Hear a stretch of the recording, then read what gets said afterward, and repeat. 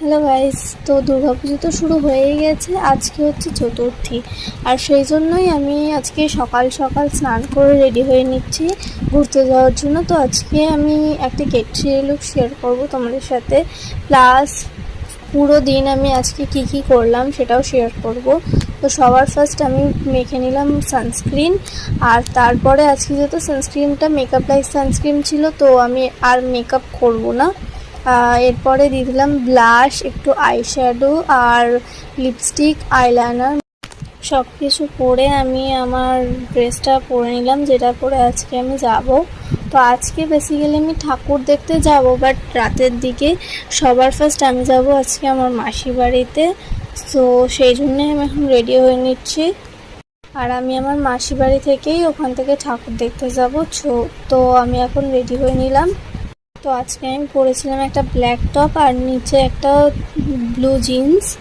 তো সব কিছু পরে রেডি হয়ে আমি এখন বাড়ি থেকে বেরিয়ে গেছি। তো সবার ফার্স্ট আমি অটোতে করে চলে গেছিলাম স্টেশনে, আর সেখান থেকে লোকাল ট্রেন ধরে চলে গেছিলাম শিয়ালদা স্টেশনে। আর সেখানে গিয়ে আমার কিছু কেনাকাটি করা ছিল, তো সেগুলোই সব কিছু কিনে তারপরে আমরা বাসে করে চলে যাচ্ছিলাম আমার মাসি বাড়ি। আর যেহেতু এখন কলকাতায় পুজো, তো চারিদিকে প্যান্ডেল হয়েছে, সেই জন্য নানা রকম লাইন রয়েছে। সেই জন্য আমাদের বাসে অনেকক্ষণ ওয়েট করতে হয়েছিল, প্রায় 1-1.5 ঘন্টা মতন আমরা বাসেই ওয়েট করেছিলাম। একটু এগোচ্ছিলো আবার দাঁড়িয়ে যাচ্ছিলো, তো এরকমই হচ্ছিলো। তো সেই জন্য অনেকটাই প্রবলেম হয়েছে, আর যেতেও অনেকটাই টাইম লেগে গেছিলো। আর এখানে তো আমি বাসে বসে বসে প্রচণ্ড বোর হয়ে যাচ্ছিলাম। তো যাই হোক, চারিদিকে একটু ভিডিও করছিলাম, আর চারিদিকে প্রচণ্ড লোক ছিল যেহেতু সামনেই পুজো। তো যাই হোক, আমি সেখানে মাসি বাড়ি পৌঁছে গিয়ে কিছুটা ভিডিও করে নিলাম, আর তারপরে খাওয়া দাওয়া করে নিলাম, যেহেতু দুপুর হয়ে গেছিলো আর আমারও অনেকটা খিদে পেয়ে গেছিলো। তো খাওয়া দাওয়া শেষ করে আমি রেস্ট নিয়ে আবার বেরিয়ে পড়েছিলাম। যেহেতু চতুর্থী, সেই জন্য চারিদিকে লাইটিংও হয়ে গেছে আর ঠাকুরও আসা শুরু হয়ে গেছে।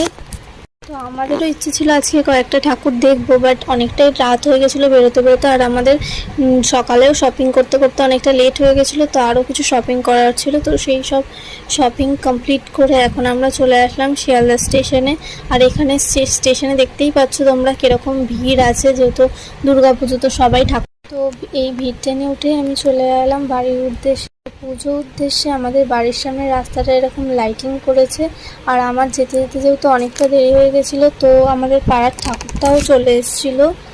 তো আজকে পাড়ার ঠাকুর দেখে ব্লগটাকে শেষ করলাম। টাটা, বাই, ভালো থেকো সবাই।